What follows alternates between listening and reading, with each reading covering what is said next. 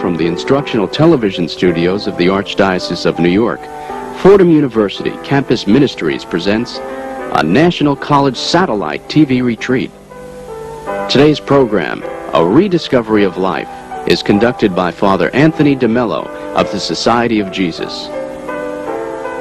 And now to introduce Father de Mello is Fordham University's Associate Director of Campus Ministries, Father J. Francis Stroud of the Society of Jesus. Father Stroud. Our program today is being produced by the Campus Ministries of Fordham University with the cooperation of the Catholic Campus Ministry Association and originating from the instructional television studios of the New York Archdiocese.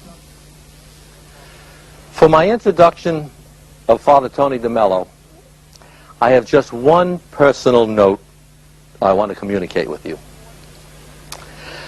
The most important year in my life was 3 years ago when I spent 6 months with Tony in India. It is a joy for me to share him with you for this one day. Please welcome a colleague, fellow Jesuit, friend, Tony de Mello of the Society of Jesus.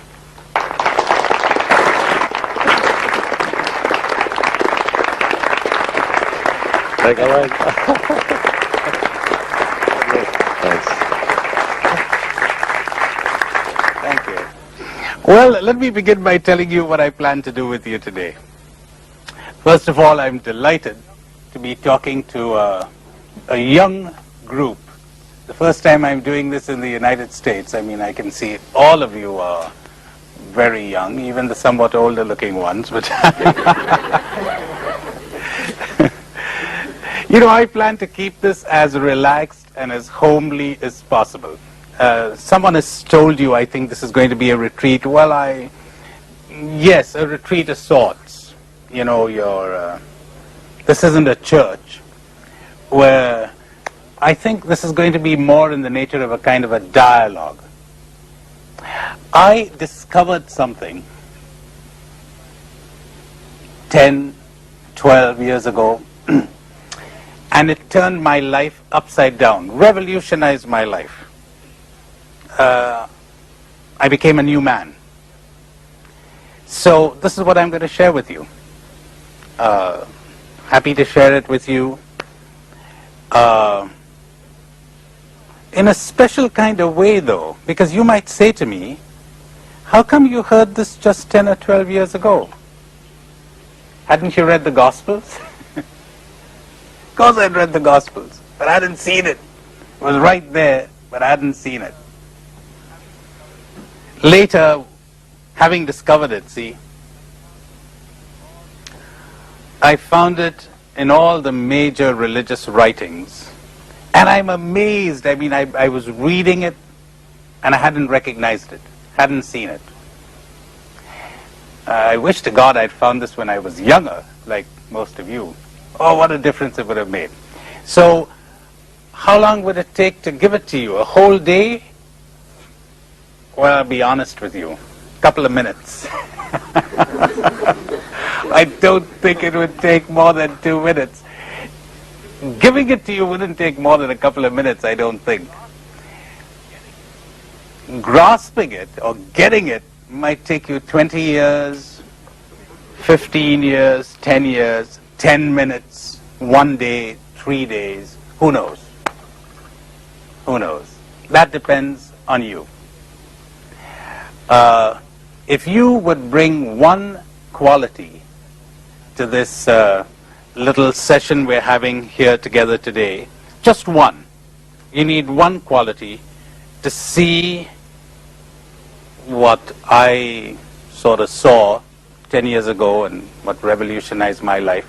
Various people have told me since then that their lives were pretty much revolutionized too. But not too many people, I'm sorry to say, very few. I tend to think that if about, let's say, 1,000 people are listening to me and one hears it, that's a pretty good average. Pretty good average. Is it difficult to hear? Is it difficult to understand? It's so simple, a 7-year-old child could understand it. Isn't that amazing? And in fact, when I think of it today, I think, why didn't I see it? I don't know. I don't know why I didn't see it, but I didn't. Now, maybe one or other of you might see it today, or might see part of it. What would you need to see it? Just one thing, the ability to listen. That's all. Are you able to listen? If you can, you might get it. Now, listening is not as easy as you might think it is. Reason. We're always listening from kind of fixed concepts, fixed positions, prejudices. See, listening does not mean swallowing. That's gullibility. Oh, he says it, so I take it. I don't want any of you to have any spirit of faith while you're listening to me. I mean, you could take what the church teaches on faith, you could take the Bible on faith, etc. Don't take me on faith. What I want you to do is question everything I'm saying, think about it, come back at me, feel free to do that. See, even while I'm talking, ask questions, raise your hands anytime. I'd be happy to do this kind of dialogue with you. So, it does not mean gullibility, but then listening doesn't mean attacking, see? Because I'm going to say something so new, some of you are going to think I'm crazy, I'm out of my mind. So, then you're going to be tempted to attack. If you tell a Marxist there's something wrong with Marxism, the first thing he's likely to do is attack you. You tell a capitalist there's something wrong with capitalism, he's up in arms. You tell an American, hey, you know, there's something wrong with the United States. And the same with the Indian, if you're attacking India, etc. Doesn't mean swallowing, doesn't mean attacking, doesn't mean agreeing. They tell me about a Jesuit superior who was a great success, see. So somebody said to him, how come you're such a great success as a superior? He says, very simple. The formula is simple. I agree with everyone. I just agree with everyone. They said, don't be absurd. How could you be a successful superior agreeing with everybody? He says, that's right. How could I be a successful superior agreeing with everybody? So it doesn't mean agreeing with me. You could disagree with me and get it. Isn't that amazing? It means being alert. You're alert, you're watching, you're listening with a kind of a fresh mind. That's not easy either. Listening with a fresh mind, without prejudices, without fixed formulas. See, like, just yesterday somebody told me the story of the guy who was told that, you know, the famous saying you have, an apple a day keeps the doctor away. Well, this guy was having an affair with the doctor's wife and was eating an apple a day. So, no, he got it all wrong. He got it all wrong. He was from a fixed formula, see, a fixed position. They tell me too of a priest who was sort of trying to convince an alcoholic parishioner that he ought to give up drink. So he gets a glass of alcohol, pure alcohol, and he gets hold of a bug, a worm, and he drops it into the glass. And the poor worm begins to wriggle and dies. And he says to the parishioner, you got the message, John? John said, yeah, Father, I got the message. I got the message. You know, you got a bug in your stomach, alcohol's the thing to take. Oh, God. He got the message, yes. John wasn't listening, see? He wasn't listening. Well, I know a case where Father wasn't listening either, because they tell of the alcoholic who goes to the parish priest. The parish priest was reading the newspaper, didn't want to be disturbed. He said, excuse me, Father. Father was irritated. He ignored him. Excuse me, Father. Father says, what is it? He said, could you tell me what causes arthritis, Father? Father was irritated. What causes arthritis? He says, drinking causes arthritis, that's what causes arthritis. Going about with loose women causes arthritis, that's what causes arthritis. Gambling causes arthritis, that's what causes arthritis. Why did you ask? He says, because it says in the paper here that the Holy Father has arthritis. Father wasn't listening, see? So, okay.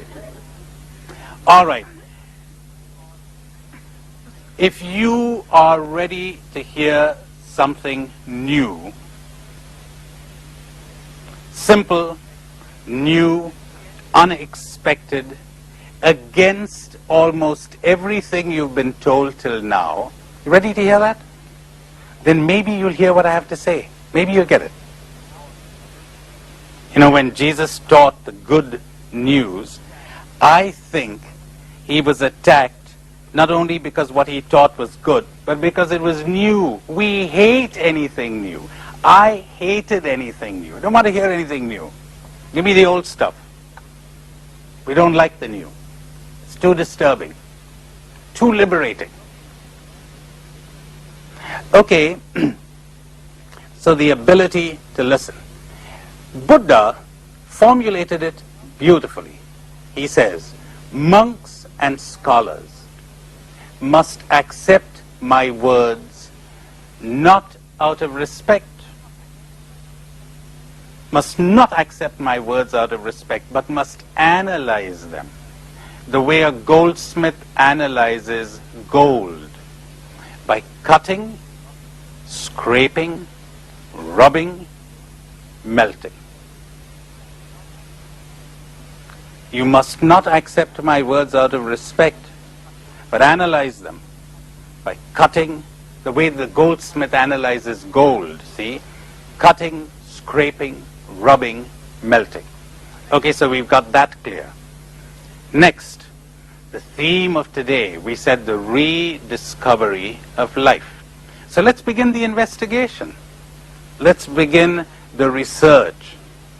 And then I'll get you even to talk to one another and share views, etc. Okay? So let's start. Life.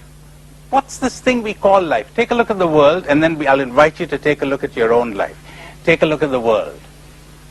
Poverty everywhere. I read in the New York Times yesterday that the bishops of the United States claim that there are 33 million people in the United States who are living below the poverty line drawn by the government itself.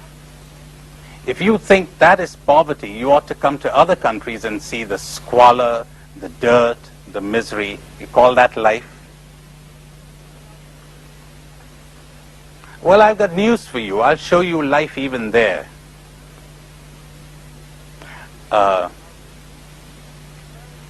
About 12 years ago, a little more, I was introduced to a rickshaw puller in Calcutta. You know what a rickshaw is?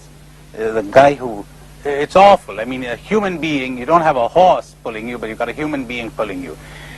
The lifespan of these poor men is from 10 to 12 years once they begin pulling the rickshaw. They don't last very long. They get tuberculosis, see.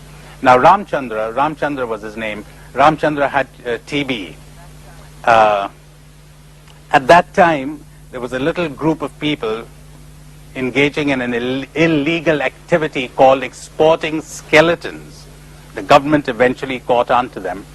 But you know what they did? They sort of bought your skeleton while you were alive. If you were very poor, you went to them and you sold your skeleton for the equivalent about $10. And so they'd say to you, many of these rickshaw pullers, they'd say, how long have you been working in this trade? And Ramchandra says, 10 years. And they think, he doesn't have much longer to live. All right, here's your money. Then the moment you die, they pounce on the body, they take it away. And then when the body is decomposed through some process they have, they get hold of the skeleton. Well, Ramchandra had sold his skeleton. That's how miserable he was. And so on and on. He had a wife, he had kids, and the squalor, the poverty, the misery, the uncertainty. You'd never think to find happiness there, right? One day I said to this guy, nothing seemed to faze him. He was all right. Nothing seemed to upset him.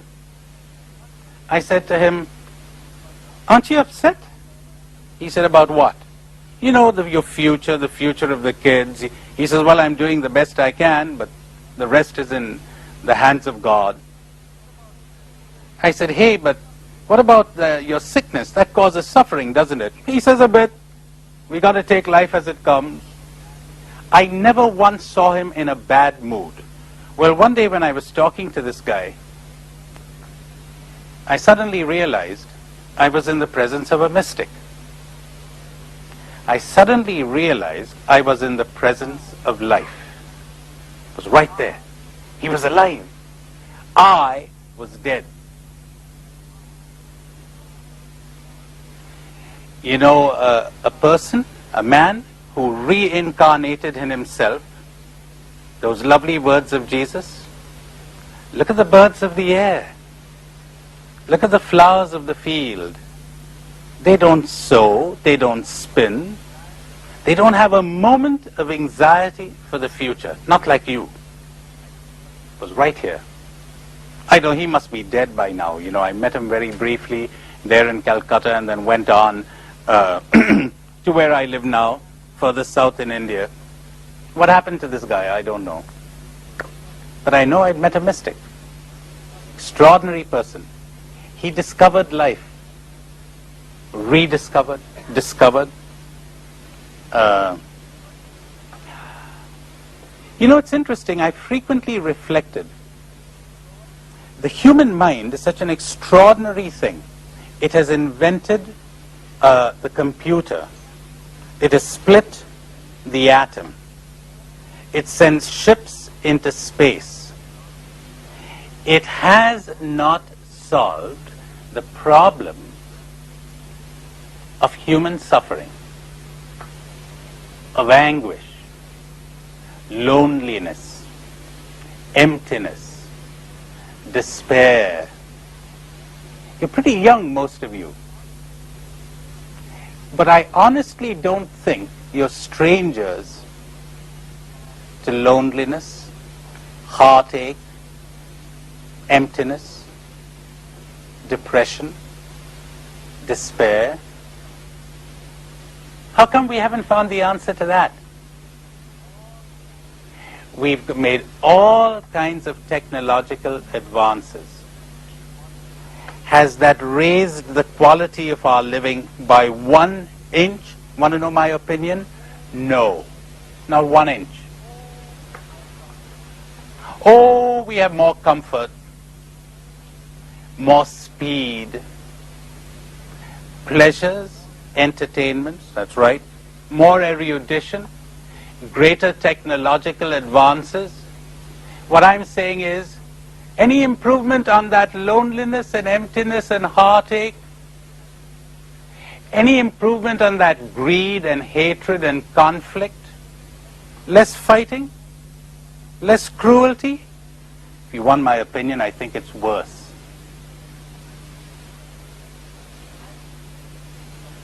And the tragedy is, as I discovered 10 or 12 years ago, the secret has been found. They discovered the atom. We don't have to go in search of solving it. We got the solution. Why don't we use it? We don't want it. That's why. Would you believe that? We don't want it. We don't want it. Can you imagine my saying to somebody, look, I'm going to give you a formula which would make you happy for the rest of your life. You'll enjoy every single minute of the rest of your life. Imagine my saying that to you. Okay, I'm going to say that to you today. I'm going to give you the formula. I'm going to give it to you. You know what most of you are going to do? Sorry for insulting you in advance, okay? But if you're anything, if you're anything like the audiences I've had till now, you know what most of you are going to do? You say, stop it! Don't tell me! Stop it! Don't want to hear it. They don't want to hear it. And you don't even have to take that on faith. I'm going to prove it to you. You're going to prove it to me before the end of today. Oh, we're going to have a lot of fun. You watch. You don't want it. 6 months ago, or roughly 6 months ago, last summer, I was in St. Louis, Missouri, giving a workshop, kind of a weekend workshop. There was a priest there who came to see me. He said, you know, I accept every single word you've said over these 3 days, every single word of it. And you know why? Not because I've done what you encouraged us to do, to cut and rub and scrape and analyze. He says, no. He said about 3 months ago, I assisted an AIDS victim on his deathbed. And the man told me the following. He said, "Father, 6 months ago, the doctor told me I had 6 months to live." How right he is, because how right he was. The man was dying, see. He said, "I had exactly 6 months to live." And I believed him. And you know something, Father? These have been the 6 happiest months of my whole misspent life. Happiest. In fact, I've never been happy till these 6 months. I discovered happiness. He said, as soon as the doctor told me that, I dropped tension, pressure, anxiety, hope, and fell not into despair but into happiness at last. And the priest said, "You know, many is the time I've been reflecting on the words of that man." He said, "When I heard you this weekend, I thought, the guy's come alive again. You're saying exactly what he said."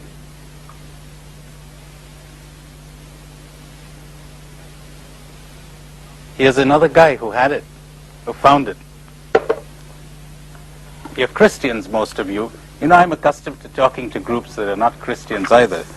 Then I generally take the Quran. Philippians. For whatever the situation I find myself, you've got it right here, the formula's here. Well, he doesn't tell you how to do it, that I shall supply. No, it's right here too. The formula is here too. How to do it is here too. But listen to what he says. For whatever the situation I find myself in, I have learned to be self-sufficient. What do you mean self-sufficient? You're not vulnerable. Yeah, there it goes. You'll be attacking me before the end of today. Yeah. For whatever the situation I find myself in, I have learned to be self-sufficient.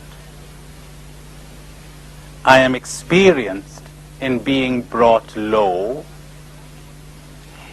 and I have known what it meant to have abundance.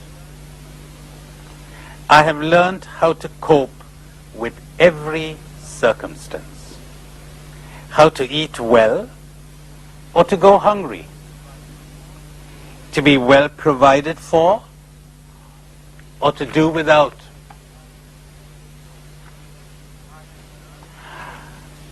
I have learned to cope with every circumstance, how to eat well or to go hungry, to be well provided for or to do without.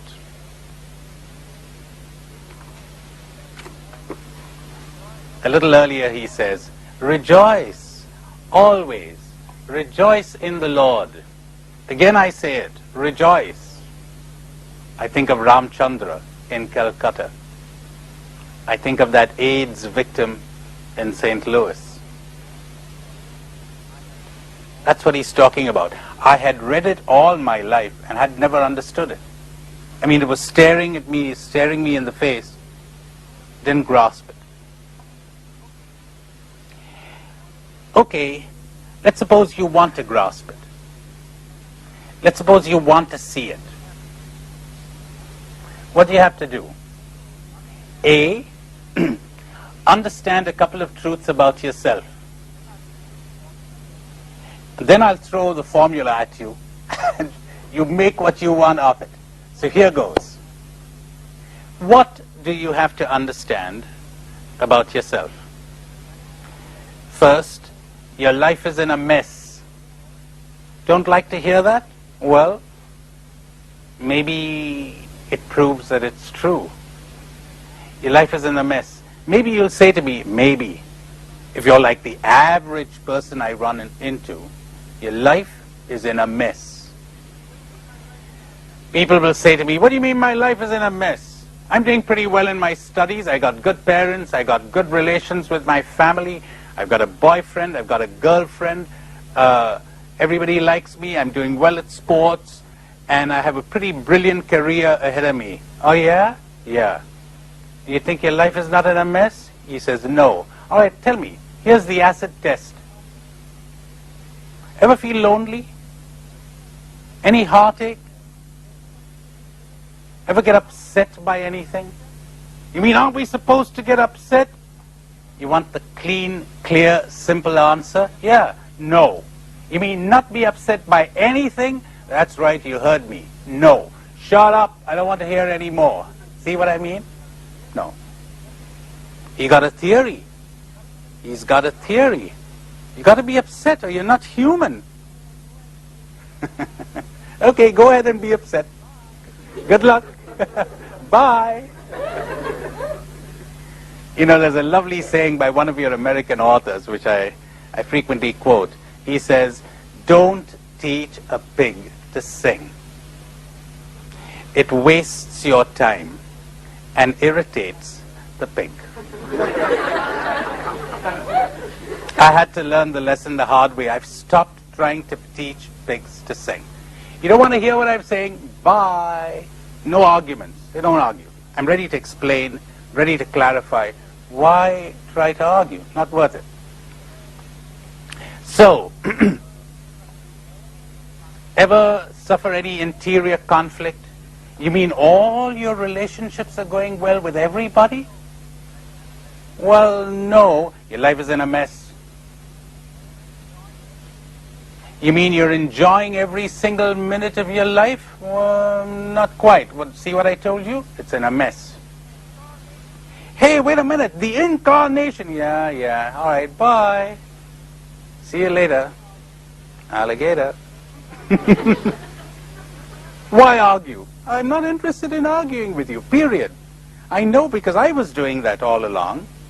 Not interested in arguing. You either face the fact that your life is in a mess or you don't. You don't want to face it, I've got nothing to say to you. And your life is in a mess means you're a victim of heartache, at least occasionally. You feel lonely.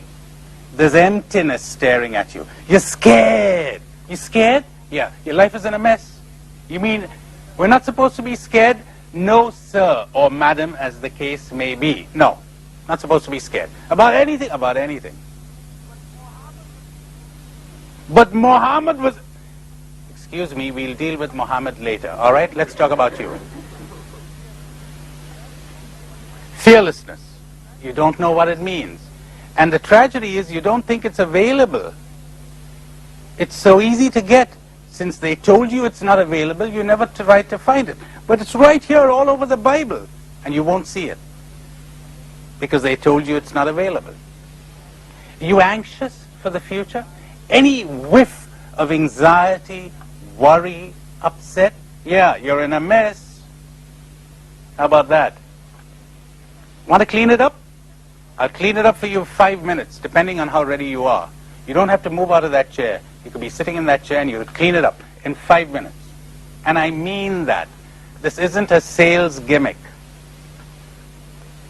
I mean it. It's so simple and it's so deadly serious that people miss it. And you could have it. You know, do you know how they discovered the diamond mines in South Africa? It's a very interesting story. I read it some time back. This author says, I think it was an American, a guy, a white man, who was there in South Africa, was sitting at the hut of the headman of one of these South African villages. And he sees the kids there playing with what looked like marbles. And his heart skipped a beat when he recognized that those weren't marbles at all, they were diamonds. Picked a couple of them up. Diamonds. So he says to the village headman, he says, could you give me some of these? You know, I've got children back home who play this sort of game too, and yours are a bit different. Could you know, I'd be ready to give you a pouch of tobacco for this. And the chief laughed. He said, look, this would be highway robbery. I mean, it would be real robbery to take your tobacco for these things. We've got thousands of them here. So he gave him a basket full. The guy comes back, goes back with a lot of money, buys up all of that land, and within 10 years, he's the richest man in the world. Now, you know, that could be a parable. It's tragic, it's painful to think. I mean, I think back on my own life and I think, why did I waste it? I wasted it. And all kinds of wonderful things, believe me. pastoral ministries, theological enterprises, liturgical services, etc., etc., etc. You know, the more occupied we are in the things of God, we priests, the more likely we are to forget what God is all about, and the more complacent we're likely to become. That's the story of Jesus. Who do you think got rid of Jesus? The priests. Who else? The religious people. That's the terror of the gospel, see? All right, so now, I think I wasted it. I don't have a minute's regret. Why waste even a minute regretting the past, okay? But the fact is I wasted it. Reminded of that powerful story of the fisherman who goes out early in the morning to fish. And it's too, whatever, I don't understand these things, but apparently it's too dark or something, and his foot hits upon something that seems like a sack. So he picks it up, probably washed ashore from some shipwreck or whatever. Then he opens it and he can feel pebbles inside, so he takes these pebbles and he entertains himself till it's dawn, see, by flinging those pebbles far out into the sea, and to see if he can judge from the plop how far he sent the pebble. Well, when it becomes a bit light and the dawn begins to, or the day begins to dawn, he looks into the sack and he finds 3 precious stones there. God, they were filled with precious stones and he hadn't known it. Too late. Too late. Too late. Too late. Not too late. 3 stones still. Not too late. Not too late. Let's suppose this guy, he's starving. These people who were sitting on top of those diamond mines, they're starving, their children are undernourished, etc. They're looking for food, they're begging, they're pleading with people to feed them. And someone says, hey, don't sell that property. You've got diamond mines. You see this thing? You see this thing? It's a diamond. You could sell it. You could get $100,000 for this. They say, him no diamond, him stone. He got it in his head that that's a stone. Refuses to listen. No, that's a stone. Now that's the condition of people everywhere. They won't hear you. They won't listen. You're telling them life is extraordinary. Life is delightful. You could enjoy it. You wouldn't have a minute of tension. Not one. No pressure. No anxiety. You want it? Not possible. Never been done. Cannot be done. No spirit of research, of investigation. Let's find out. Let's go. No. Can't be done. I don't want to hear you. I mean, our priests have told us it can't be done. Our psychologists tell us it cannot be done. You coming to tell us it can be done? Out. Too bad. All right. So the first thing, are you ready to admit that your life is in a mess? Second, this is a bit tougher, okay? You don't want to get out of it. You do not want to get out of the mess. You talk to any psychologist who's worth his name and he'll confirm that. The last thing a client wants is a cure. He doesn't want to get cured, he wants relief. Eric Byrne, one of your great psychiatrists here in the United States, puts it very graphically. I won't give his exact words because I'm a bit scared. You know, this is traveling, how much did he say? 44,000 miles? I better use respectable language. He says, imagine a client who's up to his nose in a cesspool, okay? Yeah, he calls it liquid shit. So he's up to his nose in a cesspool, all right. And he's coming to you, and you know what he's saying to you? He's saying, could you help me so people won't make waves? Doesn't want to get out. Oh, no, get out, for heaven's sake, no. Just help me so they won't make waves. That's what he wants. He doesn't want to get out. He doesn't. You want to test that on yourself? I'll give you a couple of minutes. You could do it right now. You want to test it on yourself? Okay, here goes. Suppose you could be blissfully happy, but you're not going to get that degree. Ready to barter your degree for happiness? You're not going to get that girlfriend of yours or that boyfriend. Ready to barter them for happiness? You know something? You're not going to be a success. You're going to fail. And everybody say, he's a bum. But you'll be happy. You'll be blissfully happy. Ready to barter the good opinion of people for that? Oh, no. I'll give you time to think about it later. Oh, no. No, sir. Or madam. I told about that Chinese student who was learning English. And he learned it from a book, of course, the poor kid. And this lady says, would you have a cup of tea? He says, yes, sir, or madam, as the case may be. So there it is. So no, sir, or... So anytime I say no, you could take the madam for granted, as the case may be, all right? So, no, sir, he's not ready. When I was in Syracuse last summer, I read a nice ad that says, you know, there's this girl holding on to a boy, the ad in the newspaper, and she says, I don't want to be happy. The only happy people I know are in a lunatic asylum. I want to be miserable with you. See what I mean? I don't want to be happy. I want to be miserable with you. She'll develop a theology about the damn thing after a while. They don't want to get out of it. They don't want it. They don't want it. They don't want it. I don't want happiness. I want fame.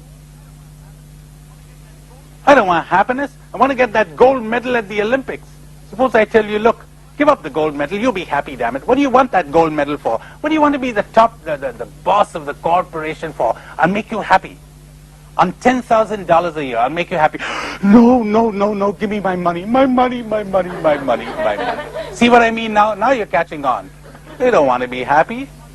They don't want to live. They want money. You know that guy Ramchandra, the rickshaw puller? He lived like a king. He lived like a king. I mean it. I mean it. Foreign aid is fine. He didn't need foreign aid. Not to live. He needed foreign aid for comfort. He needed it for health. Not for life.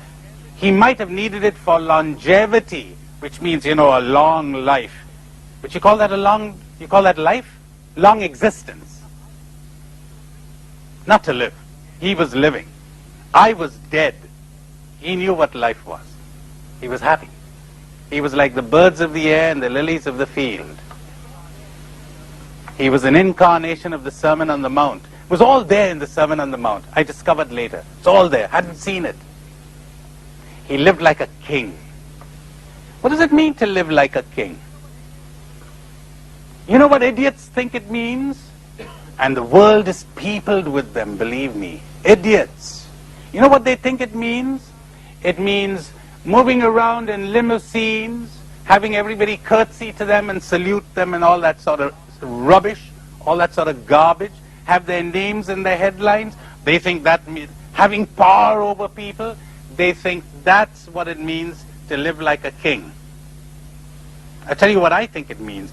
They're not living like kings, they're slaves. They're terrified. Look at their faces on television. For heaven's sake, those kings and queens and presidents and the rest of them. Look at them on television, you'd recognize it at once. He's scared. You know why he's scared? Because he wants power, that's why. He wants prestige, he wants a reputation, that's why. He's not living like a king. I'll tell you what it means to live like a king. To know no anxiety at all. No inner conflict at all. No tensions, no pressures, no upset, no heartache. So then what are you left with? Happiness, undiluted. People sometimes say, what do I do to be happy? You don't do anything to be happy, silly. It shows how bad your theological education has been that you think you got to do something to be happy. You don't have to do anything to be happy. You can't acquire happiness. You know why? Because you have it. You got it right now. You got it. But you're the whole time blocking it in your stupidity. You're blocking it. Stop blocking it, you'll have it.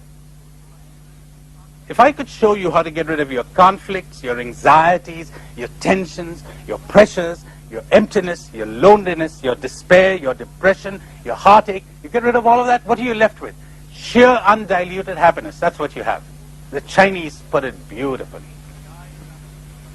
When the eye is unobstructed, they say, the result is sight. Don't do anything to get sight. When the eye is unobstructed, the result is sight. When the ear is unobstructed, the result is hearing. When the mouth is unobstructed, the result is taste. I will add later, when the mind is unobstructed, the result is truth. And when the heart is unobstructed, the result is joy and love. You've got it all, but it's obstructed. Drop it. So second major step, you don't want to get out of it. You want comfort. You want your little possessions. You want the little things that society has taught you are essential for happiness. Falsely. You want that. You don't want to get out of the mess. Those are the things that are creating the mess. Look, I've been talking too much. I've been talking for 45 minutes. I ought to give you a bit of a break. Let me do this. Let me give you something to talk about for 2 or 3 minutes. You can even stand up while you're talking about it. See, I don't want you to be sitting there so long. Stand up and stretch and talk about it, and then maybe you want to ask me a few questions. Later I'll give you a somewhat longer break to draw up more formal questions. You get what I'm saying? More formal questions. And then we'll take in questions from outside too. But we'll do that a bit later, maybe 15 minutes hence. Why don't you stand up for a couple of minutes and think of this. I'm going to give you something to talk about and to think of. It's this. Has it ever occurred to you that what you call your happiness is really your chain? Has it ever occurred to you that what you call your happiness, just think, what do you call your happiness? You're calling somebody your happiness? You are my joy. Your marriage, your business, your degree, whatever. Where do you find your happiness? In whom do you find your happiness? Your prison. Oh, this is hard language, and who can listen to these words? But reflect on it, cut, scrape, melt. Then maybe I could get a little reaction from you. Then I go right on with the presentation, kind of, relentlessly on, and then we'll have a longer break. Take a couple of minutes, stand up, stretch, kind of thing, relax.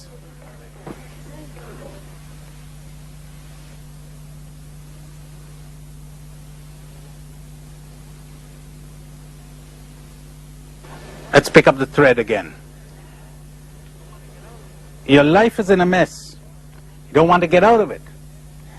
There was another thing. It's in a mess because you've got wrong ideas. Not because there's anything wrong with you. You're okay. And I'm okay, you're okay. We're all okay. We're great. There's nothing wrong with us. They put wrong ideas into our head. Somebody did. We needn't spend too much time trying to catch the culprit. But anyway, the fact is you got wrong ideas. It's like somebody gives you a stereo set and you get a manual of instructions that comes along with it. Well, they didn't give us a manual of instructions when they gave us the gift of life. Or let's put it the other way. They gave us the manual of instructions. It was all wrong. So you're not getting music. You're getting scratchy sounds. You're getting upset, you're getting conflicts, you're getting loneliness, you're getting emptiness. Oh, it was right there in the Bible, but very few people read it really. They think they do, but they miss the point. I missed the point. Maybe I'm an unusually big idiot, but I discovered lots of company after a while. They missed the point too. They didn't get it. All right, so what is the point? Now, there are many ways of putting the formula. I'm going to give you the simplest I found. I'm going to give it to you in the words of old Buddha. Why did I choose him? Because his is the simplest of all. But you find it everywhere. It's the simplest of all. Enunciated with limpid clarity. You're probably going to disagree with it, but you can't miss the point. Here it is. The world is full of sorrow.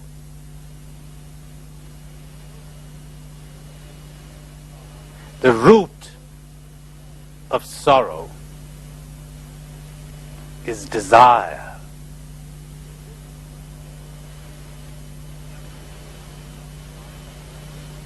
The uprooting of sorrow is desirelessness.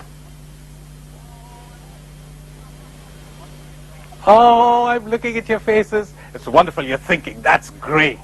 That's great. And you're thinking wrong. That's awful. Isn't it wonderful? Because I know how I used to react to this. The world is full of sorrow. Great. Right. Agreed. The root of sorrow is desire. All right, now what are you going to conclude? The uprooting of sorrow is desirelessness. So I'm going to be a vegetable? I mean, how do we live without desires? Ah, you got it. See, I got it. Let's give you a better translation. I mean, I don't think Buddha would be so foolish and stupid as to say we ought to have no desires, for heaven's sake. I wouldn't be here if I didn't have the desire to come here, right? I wouldn't be speaking if I didn't have the desire to speak. You wouldn't be here if you didn't have the desire to come and hear me. So, let's give it a better translation. The world is full of sorrow. The root of sorrow is attachment. The uprooting of sorrow means the uprooting, the dropping of attachments.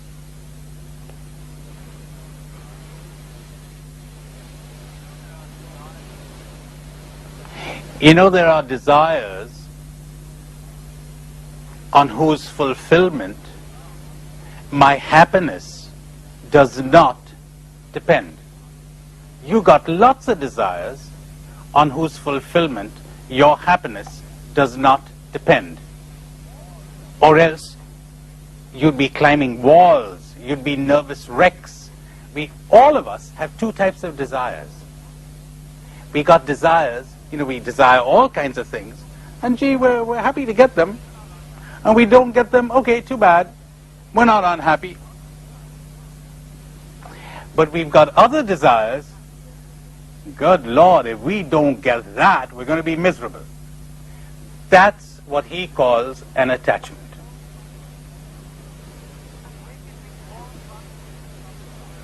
Where do you think all conflicts come from? Attachments. Where do you think greed comes from? Attachments. Where do you think loneliness comes from? Attachments. Where do you think emptiness comes from? You got it, same cause. Where do you think fears come from? My, how clever you're becoming. Attachments. No attachment, no fear. Ever thought of that? No attachment, no fear. We're going to take your life. Go right ahead. No attachment to your life. Happy to live. Happy to let go.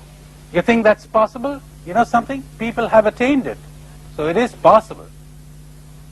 Want to attain it yourself? Attachment. Sorry, sir, you have AIDS. You only have 6 months to live. Just 6 months? Boy, that's a lot of time to live. That's wonderful. Happiness. Hey, this guy got no attachment.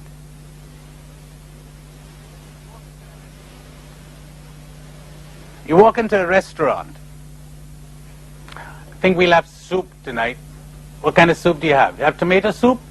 No, sorry, sir, no tomato soup. No tomato soup, for heaven's sake. I mean, what kind of a restaurant is this? Come on, folks, we're going somewhere else. See, if I don't get tomato soup, I can't have dinner. Attachment.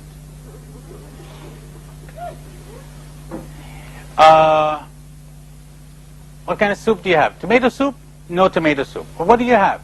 Well, we got sweet corn, we got mushroom soup, we got chicken broth, we got... Pretty good, I like all of those. How about mushroom? Let me slip in another little secret. I'm going to cheat on old Buddha right now and slip another little one in while we're on this point. You know, when you enjoy the scent of 1,000 flowers, You're not going to feel too bad about the absence of one. Nobody ever told you that in your culture, did they? They didn't tell me. When you enjoy the taste of 1,000 dishes, you're not going to feel too bad about the absence of one.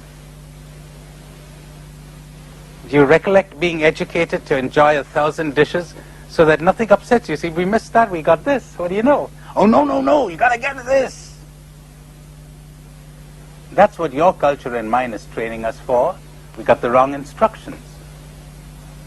They don't give a damn whether you and I are happy or not. They want us to achieve. They want us to produce. That's what they want. Even if we're going to be miserable slaves and unhappy. So big deal. You lost a friend. You got 1 million friends. No, not that kind. I want one personal, unique, unsubstitutable friend. So if he rejects me, then I'm miserable for the rest of my life. Good luck. Bye. Not teaching this pig to sing. Too dangerous. But that's the way we've been brought up. That's the way it has been for thousands of years. You've got to have desires on whose fulfillment your happiness depends. Very good for so-called progress, of course, huh? Because you'll throw all you have into the enterprise. So-called progress. I call it so-called, because that's not progress to me. That isn't progress. You mean, isn't it progress when we have jumbo jets and spaceships? Very clever. I'll tell you what is progress. Heart progress. Love progress. Happiness progress. You got that? Oh, sorry, we don't have that. You can keep the rest. What's the use of it? Tell me, what's the use of moving around in aeroplanes with a heart that is full of misery and emptiness? Tell me. I'd rather live on the ground in a jungle and be blissfully happy and dancing all day. Wouldn't you? Maybe you wouldn't. I don't know. You see, you're really confronted with a choice of life or death. And what people call life is frequently death. And they don't know it. And you mean to tell me that if you've got attachments, you can love? The biggest enemy to love, attachments. Desire in the sense of attachment. You know why? Because if I desire you, I want to possess you. I can't leave you free. I got to get you. I got to manipulate you so that I can get you. If I desire you in this way, I'm going to manipulate myself so that I can hoodwink you into getting you. You following what I'm saying? Clear enough? Oh, yeah, you're on. All right, wonderful. So, then I got fears. You call this love? You call this love? I mean, you're lacking intelligence. Love, for heaven's sake. I'm not leaving you free. I'm not leaving me free. I'm manipulating you. I'm manipulating myself. I'm trying every means to get you. And there's fear. And so it is said so beautifully. Perfect love casts out fear. No fear in perfect love. You know why? Because there's no desire. Now, ask your culture. I've asked mine. Ask your culture if it can make any sense out of this statement. Where there is love, there is no desire. Desire in the sense of attachment, okay? Okay? Attachment. You know what they tell you? But attachment is love. That's how stupid they are. Then you expect to find life. You can only find death and misery. They say, how could you love if you don't feel attachment? Later, I'll keep this for the end of the day, I'll talk explicitly about love. Such a simple, such a sublime, such an extraordinary thing. And I rarely run into anyone, believe me, I'm serious, I mean every word I'm saying. I run into all kinds of people. I run into people of all kinds of religions, and I run into Catholics and non-religious people, you know, people who are atheists or whatever, and I run into Catholics or lay people and priests and sisters and bishops, and I rarely run into someone who knows what love is. They got the wrong instructions. So when I tell them, hey, how could love be attachment? They're arguing about it. And then, of course, after 5 minutes, they say, you're right. You mean you've lived 55 years, you've written books on theology, and you haven't seen this? He says, no. Well, I'll give you some comfort. I lived about as much as you did, and I hadn't seen it either. If that's any comfort to you. But it's so obvious. Attachment meaning, without you, I will not be happy. Got to get you. Attachment means, I got to get you. If I don't get you, I won't be happy. I cannot be happy without you. There you've got the formula for divorce. There you've got the formula for quarrels. There you've got the formula for friendships falling apart. I cannot be happy without you. I need you for my happiness. By damn, I'll do everything to manipulate you to get you. Love means, I'm perfectly happy without you, darling. It's all right. And I wish you're good, and I leave you free. And when I get you, I'm delighted. And when I don't, I'm not miserable. What do you know? I have learned to be self-sufficient. I'm standing up on my own 2 feet, not leaning on you. And you know, if I get money, that's wonderful. And if I don't get money, I'm not depressed. I'm happy. And you know something else? When you go away, I don't... Maybe it's too soon to say that here, but anyway, I'll risk it. I don't miss you. I don't feel pain. Where there is sorrow, there is no love. Tell me, when you grieve, whom are you grieving for? Whose loss? Self-pity? Oh, don't call it that. You're telling the truth now.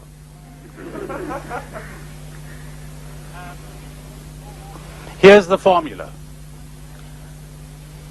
If you were not actively engaged in making yourself miserable, you would be happy. We were born happy. All life is shot through with happiness. Oh, there's pain. Of course there's pain. Who told you you can't be happy without pain? Come and meet a friend of mine who's dying of cancer, and she's happy in pain. So, we were born happy. We lost it. We were born with the gift of life. We lost it. We got to rediscover it. Why did we lose it? Because we were working actively. They taught us to work actively to make ourselves miserable. How did they do that? By teaching us to become attached. By teaching us to have desires so intense that we would refuse to be happy unless they were fulfilled. The tragedy is, my dears, the tragedy is that all you need to do is to sit down for 2 minutes and just watch how untrue it is that you would be unhappy without A or B or X or Y or whatever. Do you know something? You won't sit, because if you sit, you might see it. You won't sit and look at it. I know I wouldn't. I resisted it for years. You mean if I don't get Mary Jane or I don't get John, I won't be happy? Hey, wait a minute. That's false. Before I met him, I was happy. And you know something? I once fell in love with somebody, and then, well, I lost her. And I was heartbroken. And what happened? I'm all right now. So she wasn't my happiness after all. Remember the time you were a child and you lost something and you thought, I'll never be happy without this. What happened? If we gave it to you today, you wouldn't look at it. But why don't we learn? Oh, no. We got to live in illusions. It feels good. It gives you a kick, doesn't it? It gives me a kick. We want kicks. We don't want happiness. We want thrills. And wherever you got a thrill, you got an anxiety. Because you might lose it, or you may not get it. And you got a depression following. You got a hangover. It's so simple, as I told you. I could put it down for you in 2 minutes. Whether you'll hear it is another question. That depends on your own heart. So here it is. The world is full of sorrow. The root of sorrow is attachment desire. The uprooting of sorrow is the dropping of attachment. How does one drop it? One only looks and sees that it is based on a false belief. The belief that without this, I cannot be happy. That's false. The moment you see it's false, you're free. Good luck to you. May take you 1 minute, may take you 25 years. But the day you see it, you're free. You're free as a bird. You know, you'll be coming up to give satellite retreats, you'll be talking to presidents, you'll be meeting popes, you won't be one bit fazed. You're free. You're free. You're completely free. You'll be making an ass of yourself, you won't bother. You won't bother to impress any. You know what that means? That you're not bothered to impress anybody? You know what it means? That you don't give a... Is damn a swear word in the United States? Maybe I shouldn't be using it. You don't give a tinker's damn what they think about you and what they say about you. You know what that means? Oh boy, that's freedom. You're not bothered about whether they approve of you or they don't. It's all right. You're happy. You don't approve. All right, too bad. That one failed. We move on. I'm happy. But that's because you've discovered that your happiness does not lie in these things. You've got to see that for yourself. Useless reading a book. Useless listening to me. You've got to see it. And of course, you won't see it if you got the wrong formula. I'll deal with the questions right now, okay? Thank you. My name is Pat Sakachik, and I'm from the Graduate School of Religion at Fordham. Yes, Pat. Basically, my question revolves around this. There seems to exist a tension between being aware of a state of detachment, that's probably not the right way to put it, and also that pulling toward what society says you have to do to be successful. And how do you resolve that tension, or even that sense of one's pride that gets in the way when you Great. become Okay, aware of Pat. that? Thank you. Thank you. Did you get the question? It's like a pull. On the one hand, happiness, peace, serenity, being self-possession, if you want, being above it. On the other hand, the drive that society has put into us to be successful. How does one resolve it? Just redefine success. Redefine it.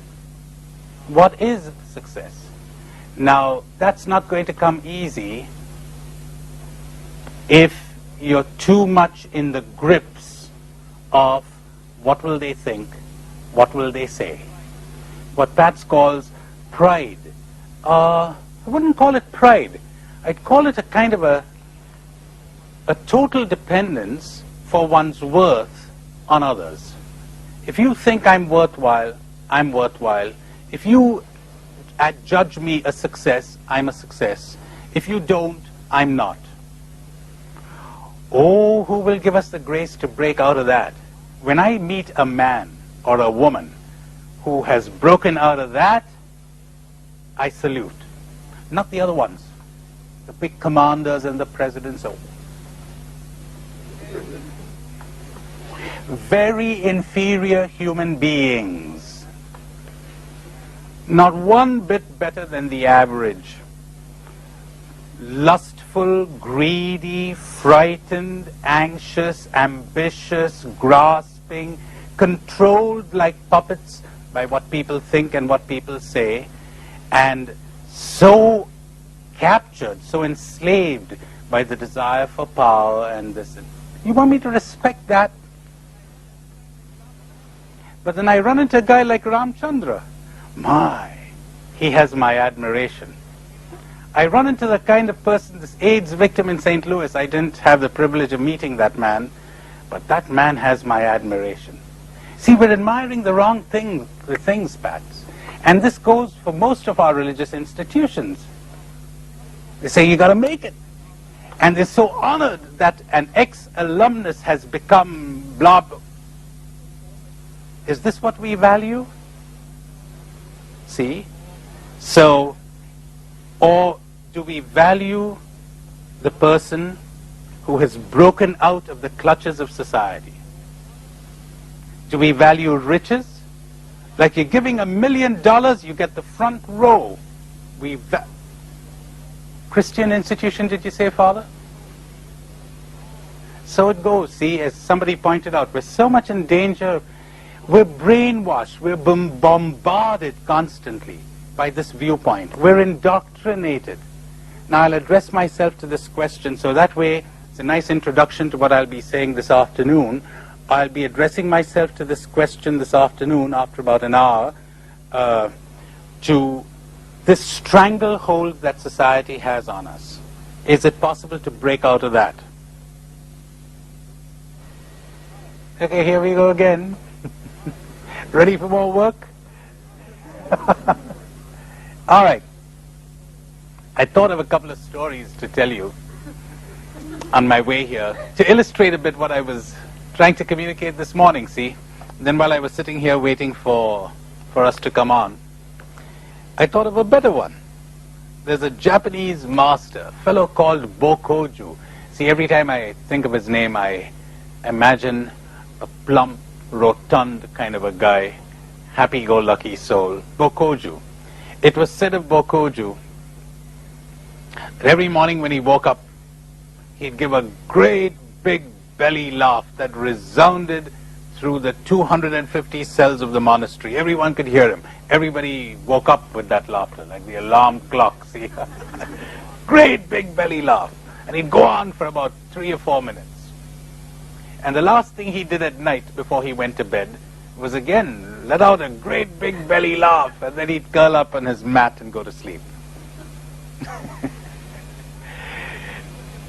And the disciples were very curious to know what it was that made the master laugh. And they tried their level best to get him to tell them. But he wouldn't. And he died without telling them. That's the end of the story.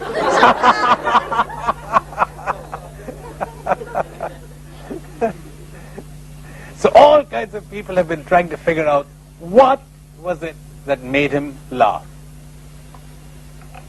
I got a couple of hunches myself. You know, we have an Indian mystic called Kabir. Kabir has some extraordinary mystical poems, and one of them begins with the line, "I laughed when they told me that the fish in the water is thirsty." How about that one? I laughed when they told me that the fish in the water is thirsty. You mean you're in the water? Mm-hmm. You're a fish? Mm-hmm. You're thirsty? Oh, come on. But we are, aren't we? Or another line that I read last summer, somewhere here in the States, of an African hunter, an American hunter who would be hunting in Africa. He said he lived with some natives there, and whenever they were in danger, he said it was quite extraordinary. They'd look at us white men, says this man, with a strange kind of curiosity when they saw fear in our eyes. It was incomprehensible to them, to this particular group of natives, okay? It was incomprehensible to them, says this writer, like looking into the eyes of fishes who were afraid to get drowned. That's pretty good too.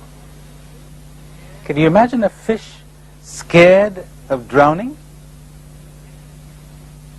And so again and again, the mystical teachers of the world have been posing this question. They're puzzled.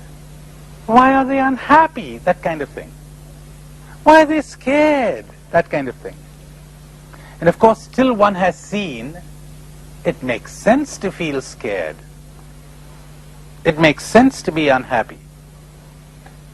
You know, when I talk about fear, I'm not talking about the present response to immediate danger. I'm not talking about that. That the animals have. I'm talking about fear of what's going to come, fear of what's going to happen. I'm talking about that. And this, the mystics tell us, doesn't exist. In their mind, simply doesn't exist. Boy, what a state to be in. Extraordinary. Well, here we are with these. You know, there's another nice story about this. There's this camel trader, an Arab, who's walking across the Sahara Desert, and they pitch tent for the night, and the slaves, drive pegs into the ground and tie the camels to the pegs. Then they come in to say to the master, there are only 19 pegs and we've got 20 camels. How do we tie the 20th camel? And the master said, these camels are stupid animals. Just go through the motions of tying the camel and he'll stay put all night, which is what they did. And the camels stood there, convinced of it. And next morning, when they lifted tent and they continued on their journey, the slaves came to complain that all the camels were following except this one. This one refused to budge. And the master said, you forgot to untie him. They said, oh yes. So they went through the motions of untying him. That is an image of the human condition.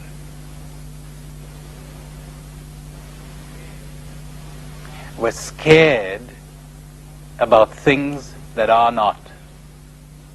We're tied to things that don't exist. They're illusions. They're falsehoods. They're beliefs. They're not realities. The agonies we go through over things that we have convinced ourselves our happiness depends upon, but it doesn't. It just doesn't. And we don't want to see it. Again, the mystics, I guess they understand this because they went through this themselves. They're in amazement that the human being would deceive himself, or people would fool themselves in this way. Now, what I'm going to offer you today is the beginning. You don't need anyone else to show you the way. If you keep following this, as I said to you in the previous session, you just get a glimpse of this and you keep at it, you'll find the way, and sooner or later you'll discover what this means. You're tied to things that don't exist. They don't exist.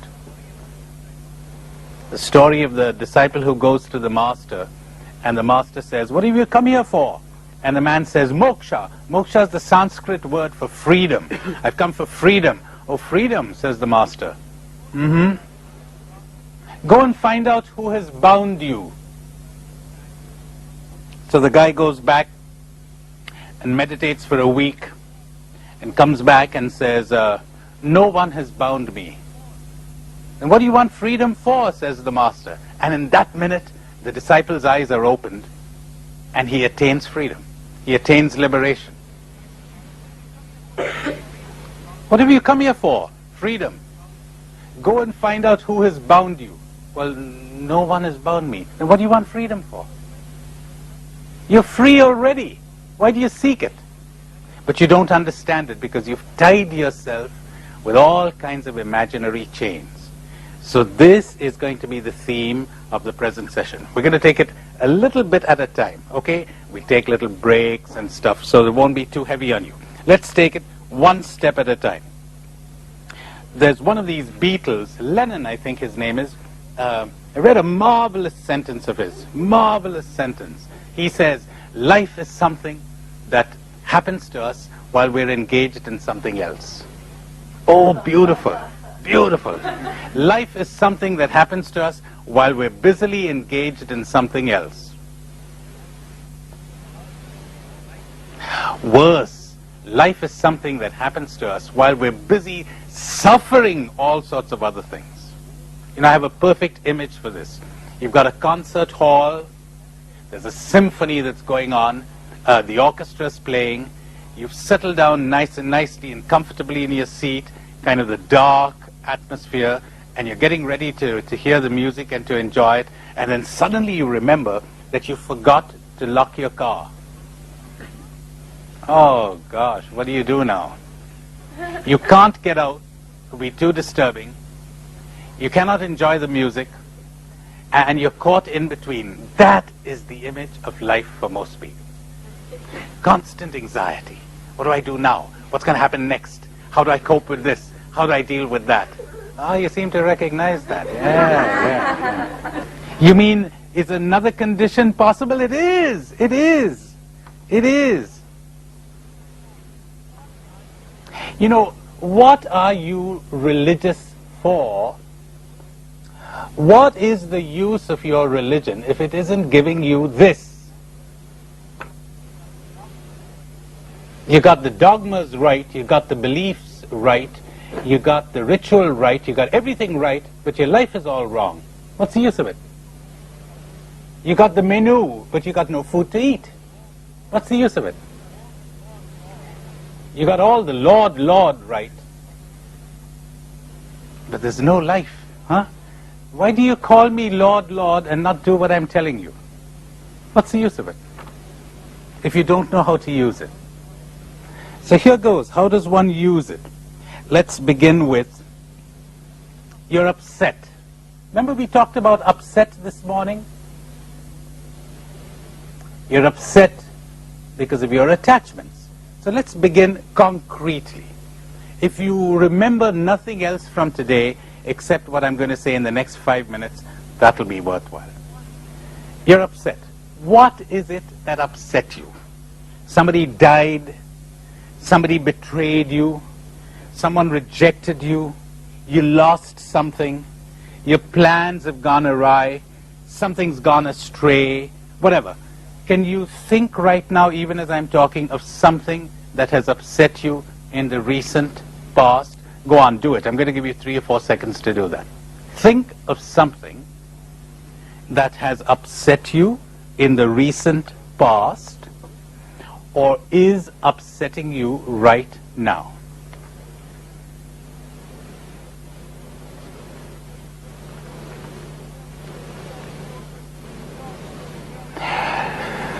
Then get your soul ready for a shock. Here it comes. I say it just like it is. I'm going to lob the bomb right into your midst. Listen to this. Nothing in reality, nothing in life, nothing in the world upsets you. Nothing has the power to upset you. Did anyone tell you that? All upset exists in you, not in reality. You could underline the word all. All of it, all of it, all of it. All upset is in you, not in life, not in reality, not in the world. It's in you.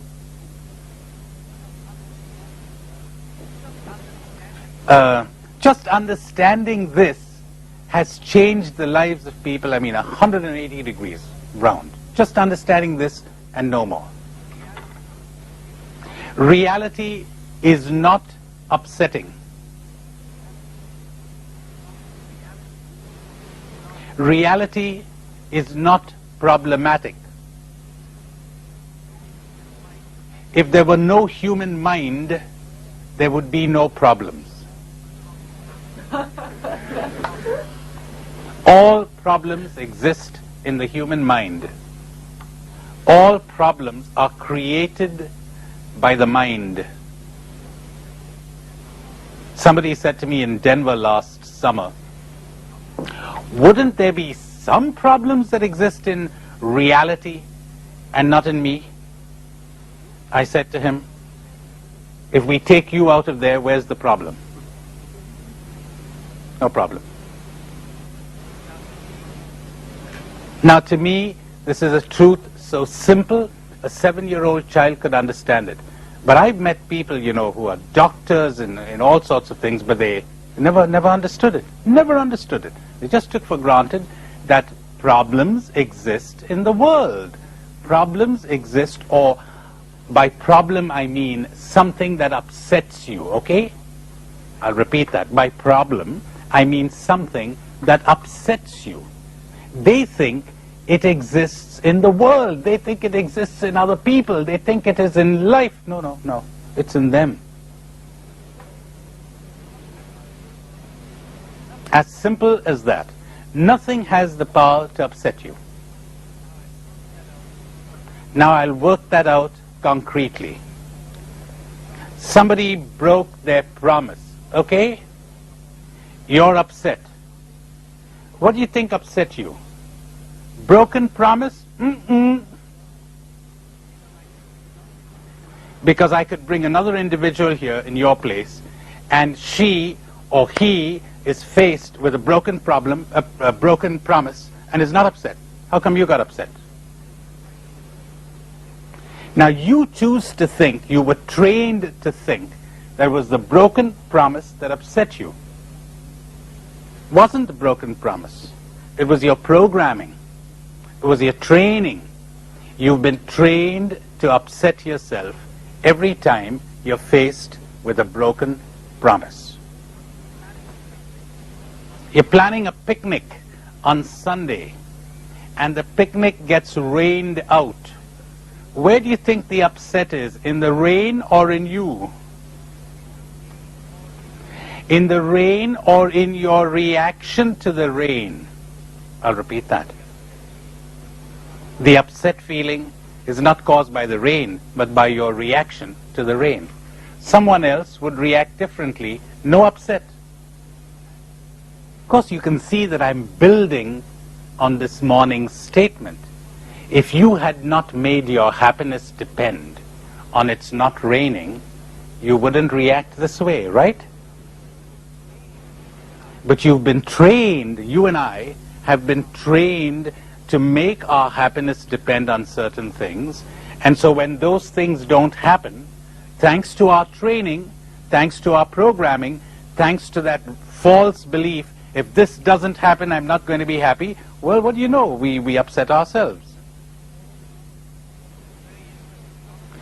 Some very interesting examples of this. Let me give you examples from other cultures. Last summer, a friend of mine here in New York told me a very interesting, gave me a little anthropological detail of a tribe in Africa. He said, you know, their method of awarding the death penalty is the following. They don't have any electric chair. They don't have death by hanging. They have death by banishment. So you belong to the tribe, and you have committed a capital offense, and you're banished. And this friend of mine said, when the sentence of banishment is read, within a week or so, the person dies. Would you die if somebody read a sentence of banishment on you? I wouldn't. I don't think you would either. Would you? What do you think? I mean, we might feel it, right? I mean, we're banished to another place. We wouldn't die, for heaven's sake. They die. Literally. There's a Jesuit friend of mine in Mexico who told me about a belief among the natives in one part of Mexico that if they touch a certain type of stone, they would die. They're quite convinced of this. So there was a youngster who was running, it seems, and then his foot touched this kind of cursed stone. And the boy came to father and said he was going to die. And father said, oh, that's superstition. I don't believe this. Well, that night, the boy's mother came to the priest and said, Father, would you please come with the last sacraments? And father said, look, that's superstition. Don't you encourage that kid, or he's going to really, you know, it's going to be a kind of a self-fulfilling prophecy. This is rubbish, etc., etc. So he didn't go. Well, the next morning, the kid had died. He had literally died. He was convinced of it, so he died. One hears of students in certain cultures, in certain communities, in certain countries, who take their examinations so seriously. I hope you don't take those blessed examinations of yours as seriously. Take them so seriously that if they fail, they commit suicide. I know people who fail and say, great, doesn't matter at all. And somebody else, suicide. Why the difference in reaction? Now, let's draw the conclusions. Who killed him? Who killed her? The examination? The failure? What do you think? Let's get some response. What would you say? Herself, her reaction, right? Her reaction. You could say about the guy who was banished there from that African tribe. Suppose I said to the judge, the banishment killed him. The banishment did not kill him. It was his belief, his culture, his indoctrination, his programming that killed him. The kid whose foot touched the stone, did the stone kill him? Oh, no, no. It was his belief, his programming. You got that much? Now we apply it to our daily life. And the application is devastating, explosive. You could explode into happiness forever. You really could. I'm going to get you to try it. I'll give you a little bit of a break, and I'll give you an exercise on this. And some of you are going to experience it right here in this room. Watch. Something has upset you. Did you hear that expression? Something has upset you. That's the way the English language is. That's the way all languages are. Something upset me, nothing upsets you. The accurate way to speak would be, I upset myself on the occasion of something. But who speaks like that? So you upset me. No, no, no.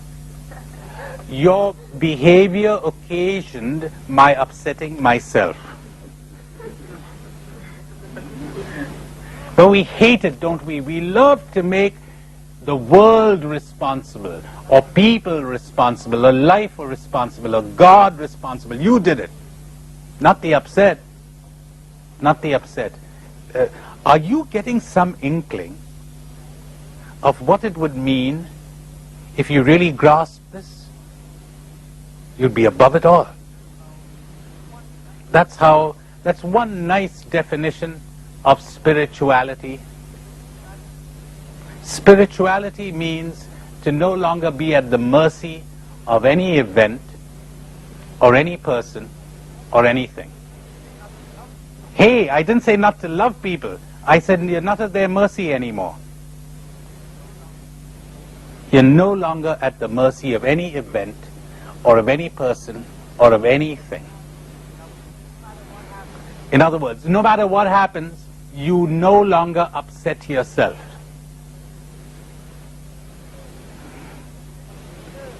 I was spending years, studying spirituality, writing about it, reading books on it, taking courses on it. But, hey, I want to see, are you still upset? Do you still upset yourself on the occasion? You do. What's the use of all your studies? Life is passing you by while you're sitting in that concert hall, unable to enjoy the music, unable to lock the car, caught in between.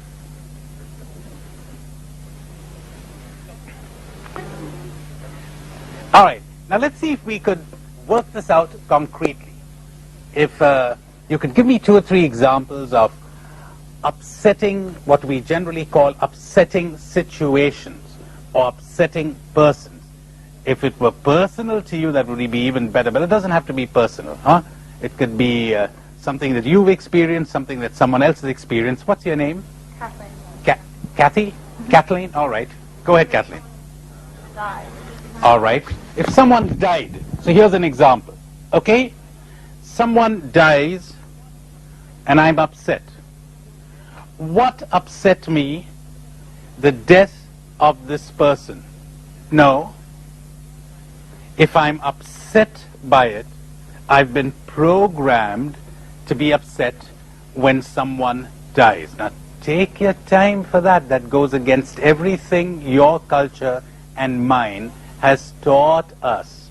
We've been taught to upset ourselves when we lose somebody.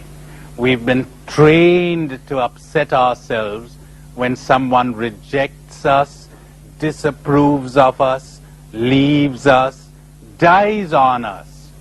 We've been, here it goes, get ready for a scandalous sentence. We've been trained to depend emotionally on people.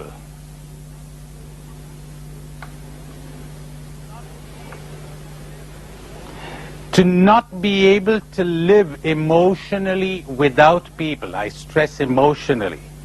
So, well, naturally, I'm upset because someone I was attached to has died. The death upset me.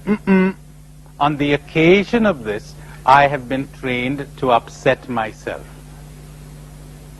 It sounds almost blasphemous, huh? It's awful. Think it over. Let's get a couple of examples more. Yes? Seeing someone on the street who doesn't have enough to eat. All right. Excellent. Okay, say it again. Seeing someone on the street who doesn't have enough to eat. Seeing someone on the street who doesn't have enough to eat. That's a great example. Because it seems like, look, we ought to be upset. Now let me take that slowly. All right? I see someone on the street who doesn't have enough to eat. Is that an evil? What do you think? Yes or no? Yes, obviously. Ought I to do something about it in as much as I can? Yes or no? Good, great. So far you're getting all the right answers. So I'm going to catch you. Watch out. Third, do I need to upset myself in order to swing into action and do something about it? Great! You're getting A's everywhere. You know, there's an assumption that if you don't upset yourself, if you don't train people to upset themselves, they're not going to do anything. But look, here's someone who doesn't have enough to eat, and that's a calamity. Now you've gone and upset yourself. We got two calamities. Could we deal with this calamity without having another one added? But you know, lots of people cannot even conceive of their swinging into action without their first upsetting themselves. It's something like this. You're standing in a line. Somebody breaks the line. Now look, you want to take action? That's fine. You want to say it's wrong? You're right. You want to do something about it? Do. You want to push him away? That's fine. But you know what you're doing? You're saying, you've misbehaved, so I'm going to punish myself. Look how logical this is, okay? Because when Because I say to people, why do you have to get upset? They say, that isn't human. It isn't human. Look what you're doing. He misbehaved, right? So good. So what you're going to do is raise your blood pressure, lose your peace of mind, miss your sleep tonight. Say, look, since you misbehaved, I'm going to... Why would you punish yourself? You're innocent. But you think people would understand this? I mean, educated people, so-called reasonable people, their culture is built on this. How could you not upset yourself? You mean you're not upset? No. But you're planning to do something, evidently. Oh yeah, very much so. But you're not upset? No, why should I upset myself? Why should I punish myself? Because he misbehaved.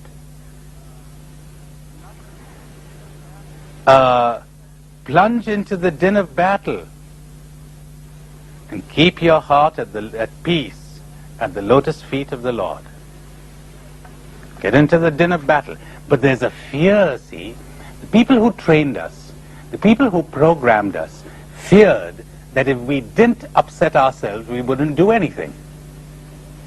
It never occurred to them to realize that when you upset yourself, you have less energy to do something,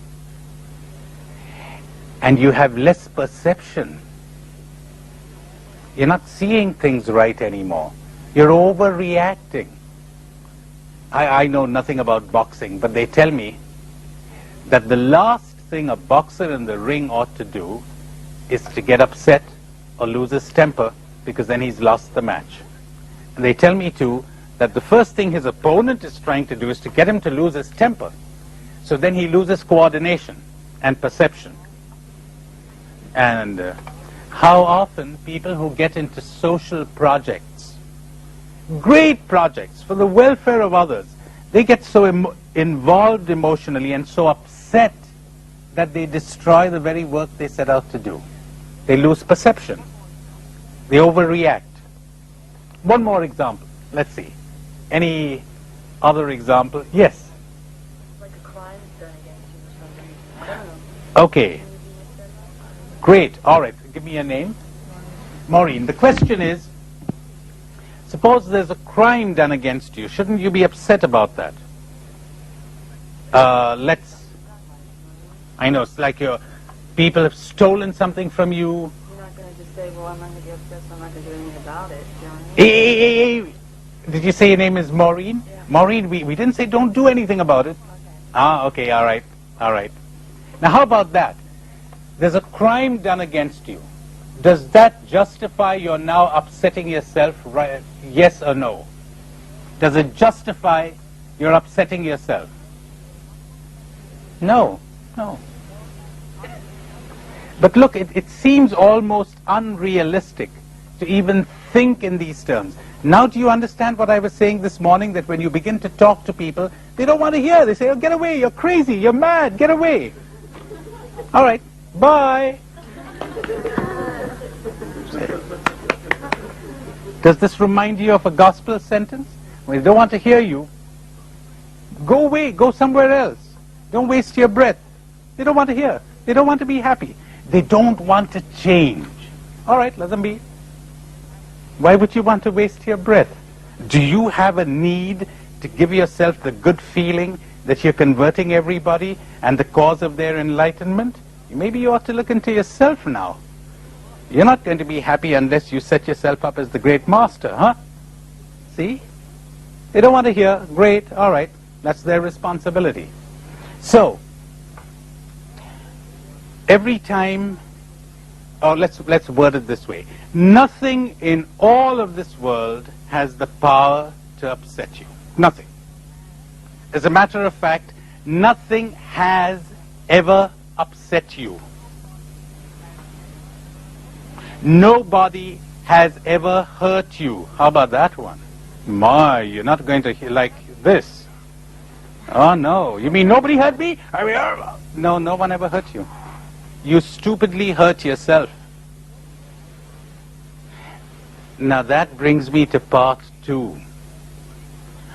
Oh, they didn't hurt me, right? Reality didn't hurt me, right? So I cannot lash out against them. So who did the damage? Old me. Me hurt me? Yeah, and I'm going to lash out against me. I'm going to hate me for doing this. You getting what I'm saying? Why do I do this? I'm getting angry with me. I'm getting upset with me. What do you know now? Well, I got good news for you. They didn't do it to me. The world didn't do it to me. Life didn't do it to me. And best of all, I didn't do it to me. Isn't that wonderful? Then who done it? Look, honest to goodness, would any of you in your right mind sit down and knowingly and willingly and deliberately upset yourselves? Come on. Do you think any of you would do that? No, we wouldn't. We're not going to upset ourselves deliberately. It's as if this is something beyond our control, right? So stop blaming yourself. This has been stamped into you. You've been programmed into this. You've been conditioned this way. This is what you got to understand. You see, you don't have to do anything for enlightenment. You don't have to do anything for liberation and for spirituality. All you have to do is to see something, understand something. If you would understand it, you'd be freed.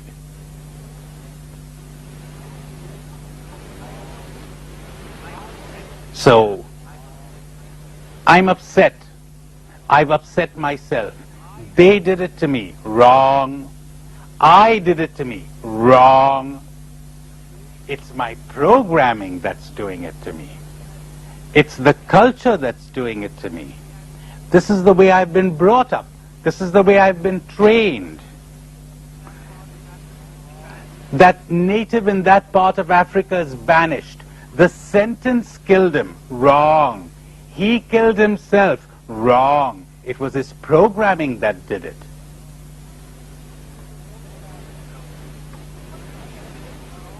So, we've been programmed this way.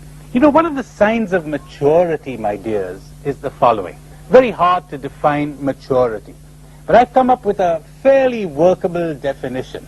Maturity is when you no longer blame anyone. You don't blame others, you don't blame yourself. You see what's wrong and you set about remedying it. That's one pretty good sign of maturity. You know, you'd be amazed how childish people are. They're so childish. I mean, if you've seen a little child, as a matter of fact, you can almost take for granted that in its present state of lunacy, 99.999% of humanity is childish. Just hang around. Hang around for half a day, you'll find our greatest men and women indulging in acts of childishness. Utterly childish. You know the way a child behaves? A little kid, I don't know about here in the States, but in India, I mean, they bump their knee into a table, and they're saying, "Wow!" And everybody goes, "Who hit you? The table? Naughty table, naughty table." And so, "Oh, table, naughty table." And then the kid's feeling good. See how childish that is? Huh? So they're coming to you and say, "Now who hit you?" "My wife, my husband, my superior." Aren't they awful? They're terrible. And the little baby's feeling good. And he's the president of whatever big association or country or whatever. Oh my God, how childish can a person get? And they don't know their childishness. They gotta blame somebody. But no, maturity is to understand that no one is to blame. Or better still, more accurately put, not to give yourself the childish emotional outlet of blaming others or yourself, but rather seeing what went wrong and setting about remedying it. Do something about it. See? So, they're not to blame, you're not to blame. It's the programming that's doing this to you. Now, you're probably a bit too tired to do any exercise or anything, but I'm still going to offer you one. It'll only take a couple of minutes. See if it has any effect on you. Think of something that till now you would have said has upset you. I told you to think about it a little while ago. Go back to that. And understand that it wasn't that thing or that person that upset you.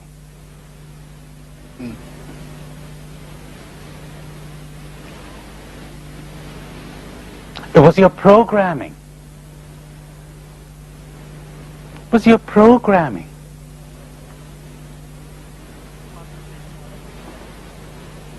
It wasn't their meanness.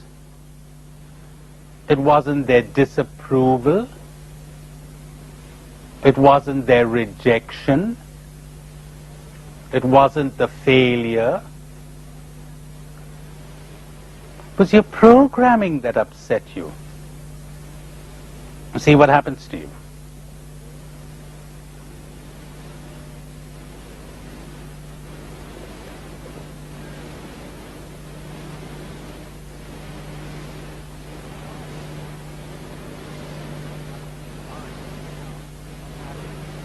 My, if anyone would summon up the courage to tell us what happened to him or her, that would be splendid. Anyone wants to tell us if you had any success doing it and what happened to you?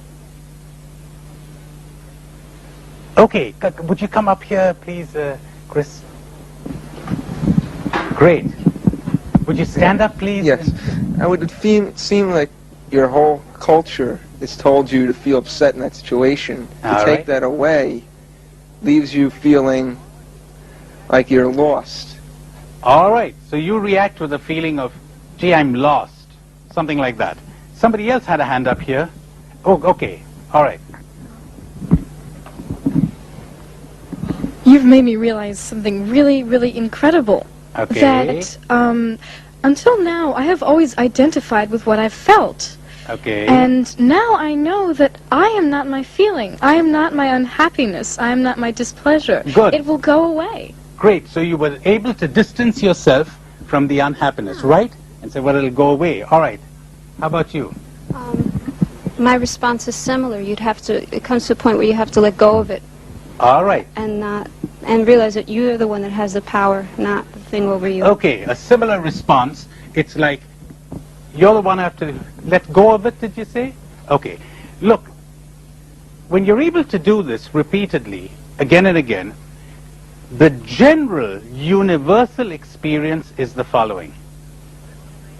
Gee, this thing upset me. First step. Second step, it wasn't this thing that upset me. It was my programming that upset me. Oh, so I don't have to deploy all of my energies fighting that outside thing, right? All right, right. I don't have to spend all my emotional energies blaming that outside thing. That's right. Funny, this thing gets depleted. It keeps going down. You know, because as long as I've got an enemy out there who's upsetting me, I'm demanding that change. I'm refusing to give up my upset unless that thing change. Am I clear enough? Like if I think, would you give me your name? PJ. Now if I think PJ is upsetting me, then as long as he's there and he's indulging in the behavior which I say is upsetting me, I'm refusing to give up my upset unless he reform, he change, he disappear, he get away or whatever. Right? But let's suppose PJ refuses to get away. Let's suppose it isn't PJ but it's life. And life persists in being that way. So I continue to be upset. Now the moment I say, hey, wait a minute, it isn't PJ, it isn't life, it's my programming. Oh, is that what it is? That's right. You know, he could be right there doing exactly what he's doing now, and I needn't be upset. Other people in my position wouldn't be upset. It's my programming. Oh, that's a revelation. And the upset is going down, down, down, down. And after a while, you're getting less and less upset about fewer and fewer things. Am I clear enough? Am I? Okay. Now comes the big, pardon me, huh? I don't mean to be insulting or anything, but you're going to enjoy this. Now comes the big American question. How do we fix it? Like, okay, he's not upsetting me. I'm not upsetting me. The programming is upsetting me. How do I fix this? You know the big Oriental answer? You don't fix it. You let it be. It'll go away. The more you try to fix it, the stronger it gets. Gee, that's another mind-blowing thing. Don't fix it. Let it be. Let it be. It'll go away. It really will. If you've seen this, but don't I need to know where this programming comes from? It's a help, but not necessary. And if you're hell-bent on getting it, I've got to find it out where it comes from, and I got to change it, you're going to make it worse. You can be sure of that. Lots of people never change because they're so determined to change. They're so determined that they never change. They're so tense, they're so anxious that it gets worse. So here's another thing that particularly people in the West and in the East, we're all the same. You know, the kind of stuff I give you here, I give in Japan, and I give in India, and I give in Spain, and Latin America, and everywhere the people are the same. You've got a thin veneer of culture that's different, but deep down we're all the same. Same problems everywhere. The hatred is the same, the conflict is the same, the guilt is the same, the dependence on people's opinion and on the emotional dependence on approval is the same. It's exactly the same. Just scrape off the exterior culture, we're all the same. Now, everywhere people are trying to fix it too. How do I change it? You don't change it. You understand it. You look at it. You observe it. It'll take care of itself. Then what happens is you don't change it. Life changes it. Nature changes it. The way you don't heal yourself, nature heals itself. You just do something to aid nature. So let me wrap this up, and we take a kind of a 7-minute break to field questions in case I've not been clear enough. And to aid the questions, I'll make it a little more outrageous, okay? I'll make it a bit more outrageous. When something happens that we commonly say upsets you, it isn't this thing that upsets you. Life is not rough on you. Life is easy.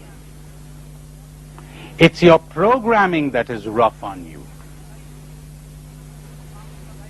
Life is easy. Life is delightful. Think of my friend Ram Chandra, the rickshaw puller. All right. So it isn't this thing outside there that's causing the upset. It isn't you that are causing the upset. It's your programming. You got people you're living with. You're having difficulty in human relations. Human relations are never difficult. It's your programming that's difficult. There are never any difficulties in relating to people. There are only difficulties in your programming. How come you're getting upset? You mean it's possible to live with a guy who's losing his temper every day and not get upset? Yes, yes, very much so. Not be upset. You mean when somebody insults you, you're not getting upset? That's right. Why not? Why not be upset when someone insults you? I mean, when the letter isn't received, it's sent back to the man who wrote it or the woman who wrote it. You don't receive it, it goes back. How come you received it? Do you know why you got insulted or why you were upset by the insult? Because you took it, that's why. Silly. Why did you take it? You mean it's possible not to take it? You mean you call this being human, living like a little monkey? Anyone pulls a string and you jump? I'll tell you what it means to be human. You know what it means to be human is, it's something like this. A guy goes and buys a newspaper every day from a newspaper vendor. The newspaper vendor is always rude to him. So a friend of his says, why do you buy your paper from this guy? He's always rude to you. Why don't you buy it from someone else, just next door? Says this guy, why should the vendor decide where I buy my newspaper? Why should he have the power to decide that? Now you're talking about a human being. Otherwise you're talking about monkeys. You could control them, just twist their tail a little and they act in predictable ways. Programming. Programming. So it isn't the person who has upset you. It isn't you who have upset yourself. It's your programming. All you have to do is understand this and distance yourself from it. Understand it. You want to do something about that programming? If you can, fine. Is it necessary? No. If you're understanding it, you know it comes from your programming, not from you, not from them. It'll take care of itself. It really will. You'll be amazed that after a few months, things that before would have made you sick with anxiety or with suffering or with whatever, you can take in your stride with perfect peace. You're quite relaxed about it. That's the spiritual life. That's dying to yourself, dropping that programming. You drop it by understanding it for what it is. Call it by its name. So here we go. during the interval, I was thinking about those questions on religion, something very briefly on religion, and that story I promised you, remember? And then we were interrupted by the calls. There's this guy who invented fire, the art of making fire, see? And so then he takes the tools for making fire and goes up to the north where they have these tribes shivering in the cold, and he teaches them the art of making fire and the advantages. And people become interested, they learn, and what you know, pretty soon they're cooking, they're using it for building, and before they had time to say thanks to the inventor, he had disappeared. He didn't want any thanks, he just wanted people to benefit from his invention. He goes to another tribe, and he attempts to interest them too in his new invention. But he ran into a snag there, see. The priests began to realize how popular the guy was becoming and how their own influence on the people was diminishing. So they decided to make away with him. They poisoned him. A suspicion arose among the people that it was the priests who had done it. So you know what the priests did? They had a huge portrait made of the man. They put it on the main altar in the temple. They devised a liturgy by which the man would be honored, a ritual. And year after year, people came to pay homage to the great inventor and to the instruments for making fire. And the ritual was faithfully observed. But there was no fire. No fire. Ritual, remembrance, gratitude, veneration, no fire. Why do you call me Lord, Lord, and fail to do what I tell you? What's he telling us? Love. Love. That's what he's saying.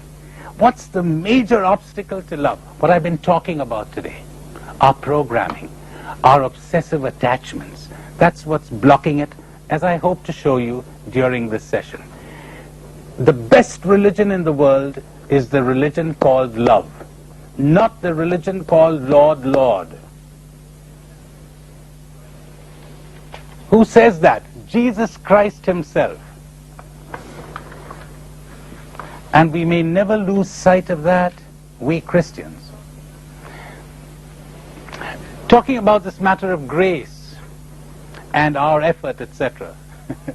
There's the lovely one of the pious old Jew who said one day to God, he said, God, look how faithfully I've served you all my life.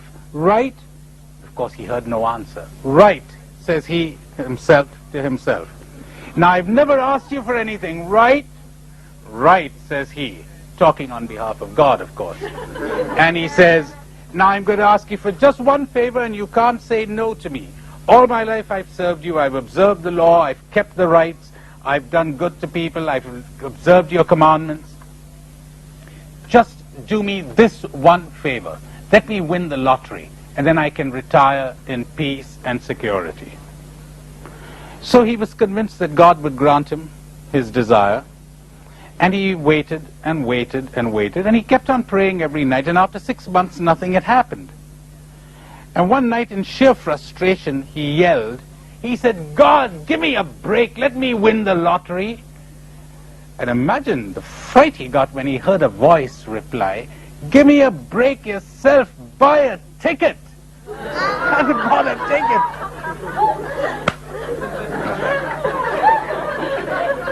Much for effort and grace, buy your ticket, okay? Make sure you got your ticket. Make sure you're using your understanding. Don't expect miracles to happen. Like, see, understand, change as a result of that. So the first thing has to do with religion. The second point I want to make before we end this afternoon has to do with happiness. I'm going to tell you one of my favorite stories. Sometimes a story says more than a whole day's lecture, because it sort of speaks to the depths within us. And this one certainly speaks to mine. This is a story of a guy who is moving out of the village in India, out of his village, and he sees what we in India call a sannyasi. The sannyasi is the wandering mendicant. The sannyasi is the person who, having attained enlightenment, understands that the whole world is his home and the sky is his roof and God is his father and will look after him. So he moves from place to place the way you and I would move from one room of our home to another. Well, here was this wandering sannyasi, and the villager, when he meets him, he said, "I cannot believe this." And the sannyasi says, "What is it you cannot believe?" And the villager says, "I had a dream about you last night. I dreamt that the Lord Vishnu said to me, tomorrow morning you'll leave the village around 11 o'clock and you'll run into this wandering sannyasi. And here I've met you. What else did the Lord Vishnu say to you?" said the sannyasi. And the man said, "He said to me, if the man gives you a precious stone he has, you will be the richest man in the whole world. Would you give me the stone?" So the sannyasi said, "Wait a minute." He rummages in his little sack, knapsack that he had. He said, "Would this be the stone you're talking about?" And the man couldn't believe his eyes, because it was a diamond, the largest diamond in the world. He held it in his hands. He said, "Could I have this?" And the sannyasi said, "Of course, you could take it. I found it in a forest. You're welcome to it." And he went on and sat under a tree in the outskirts of the village. The man grasped this diamond, and how great was his joy. The way ours is, isn't it? The day we really get something we really want. Do you ever stop to ask how long it lasts? You got the girl you wanted, right? You got the boy you wanted, right? You got that car, huh? You got the degree. You were first in the university. How long did the joy last? Let's measure it. I mean that. How many seconds? How many minutes? You get tired of it, don't you? Then you're looking for something else, aren't you? Why don't we study this? As valuable, more valuable than studying the scriptures, because of what good is it to you to study the scriptures and crucify the Messiah on the basis of them, as Jesus was, if you've not understood this, if you've not understood what it means to live and to be free and to be spiritual. Well, so the guy has the diamond, and then instead of going home, he sits under a tree himself. And all day he sits, immersed in thought. And towards evening, he goes to the tree where the sannyasi is sitting, gives him back the diamond, and he says, "Could you do me a favor?" "What?" says the sannyasi. He said, "Could you give me the riches that makes it possible for you to give this thing away so easily?" Boy, I love that story. I love that story. Could you give me the riches that makes it possible for you to give this away so easily? That is what I've been talking about today.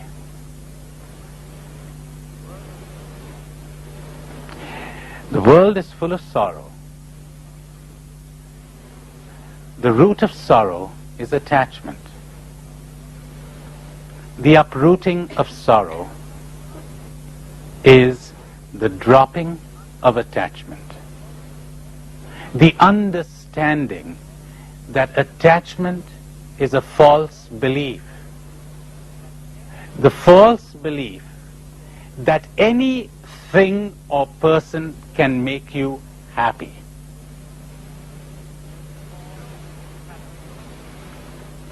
True happiness is caused by nothing. True happiness is uncaused. If you ask the mystic why he or she is happy, the answer will be, why not? No block, no obstruction. Why not? Have you ever thought that if something causes your happiness, when you lose that something, your happiness will be destroyed? Has it ever occurred to you that if something causes your happiness, you will become possessive of that thing? You will become anxious lest you lose it? Whatever that thing be, learning, reputation, good health, life itself. How interesting. The rediscovery of life. You will never live till you stop clinging to life. Let go. When you cling, happiness dies. If your happiness depends on anyone or anything, that's not happiness, my dears. That's anxiety. That's tension. That's pressure. That's fear. The Japanese have a powerful tale for this. Oh, it's so powerful.